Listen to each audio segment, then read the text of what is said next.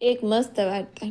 દીકરી જ્યારે જન્મી ત્યારે મા તરત જ ચાલી ગઈ. પિતાએ જ તેને મા બાપ બંને બનીને ઉછેરી.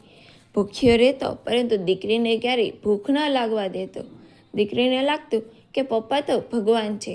ધીમે ધીમે સમય પસાર થયો, દીકરી મોટી થઈ, પણ પિતાનું શરીર હવે સાથ આપી રહ્યું નહોતું. ડૉક્ટરે કહ્યું, ઓપરેશન વગર બચવાની આશા નથી.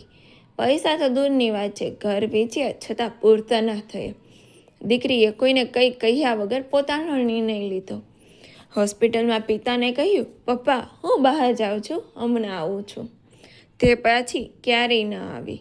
થોડા કલાક બાદ ડૉક્ટર આવે છે અને ડૉક્ટરે કહ્યું, તમારી દીકરીએ પોતાનું અંગ દાન કર્યું છે, હવે તમે બચી જશો.